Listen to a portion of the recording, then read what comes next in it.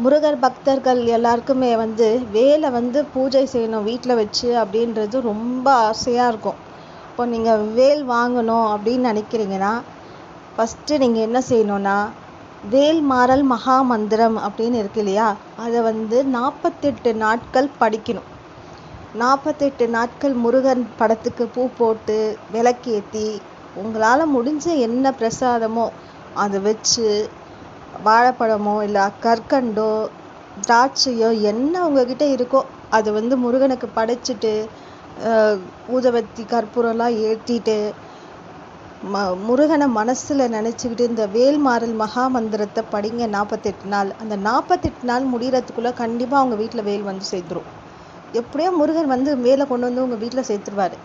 நான் வேல்மாறல் படிக்க ஆரம்பித்து 48 நாளுக்குள்ளேயே நான் நான் ஒரு மயிலாப்பூரில் கபாலீஸ்வர் கோயில் போகும்போது அங்கே எனக்கு ஒருத்தங்க வேல் கொடுத்தாங்க.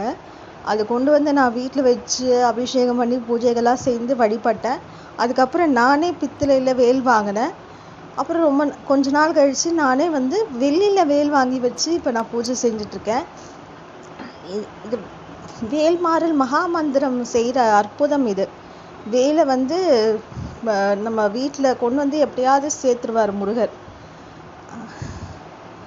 அப்புறம் வேல் வீட்டில் இருந்துச்சுன்னா கண்டிப்பாக மாதத்தில் ஒரு வாட்டியாவது கண்டிப்பாக அபிஷேகம் பண்ணணும். கிருத்திகையால் இல்லை சஷ்டியில், வளர்பிறை சஷ்டியில் இல்லை தேய்பிறை சஷ்டியில் உங்களால் எந்த நாள் முடியுமோ அந்த நாள் கண்டிப்பாக அபிஷேகம் பண்ணணும். பால், விபூதி, சந்தனம் அந்த மாதிரி வேலுக்கு அபிஷேகம் செய்து குங்கும மஞ்சள்லாம் வச்சு முடிஞ்ச என்ன பூ இருக்கோ அந்த பூவை சாத்தி வேலுக்கு ஏதாவது ஒரு பிரசாதம் படைச்சு கண்டிப்பாக கும்பிடணும்.